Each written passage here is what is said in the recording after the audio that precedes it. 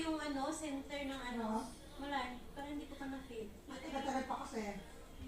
Pag nandiyan na sa actual, iiyakan.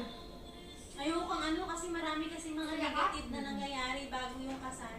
Mga ganun ba? Kaya ayoko munang na-excite. Mahirap masaktan. Ako nung ako yung kasal, hindi ako umiyak. Kasama ko umiyak. Nung nakapag namin. Oh? Hindi daw maganda yung pag lalaki ang umiyak. Kung ano-ano. Kaya sinabihan ko si Mikey, huwag kang umiyak ha. Maghahanap daw eh, pag ganun. Kaya pala.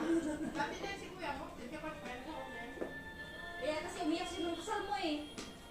Dapat may i-edit yung mga messages natin. Ano yun?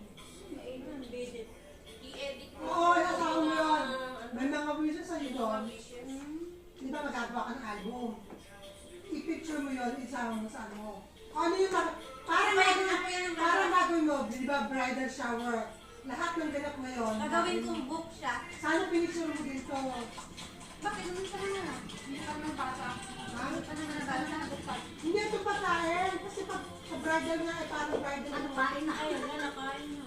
Okay na yun. Hindi ka Ayan mo na pagkain. parang bridal, ano mo, yung face ng bridal shower mo.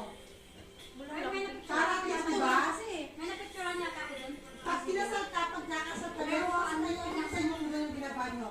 Meron kayong pinakikita, at tapos makikita mo yung pagka-bridal shower mo, mga ganun. Ibibigay mo yun sa nagbibideo.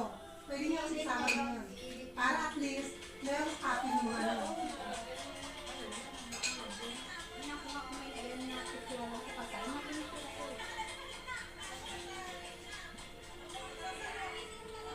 Tingnan mo sarili mo dyan ah. No, charang. Kaya, Bran. Nakano lang si Kati pero.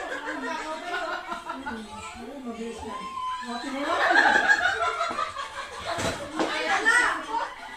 Ngaba talaga eh. Tinitingnan ko talaga si Kati.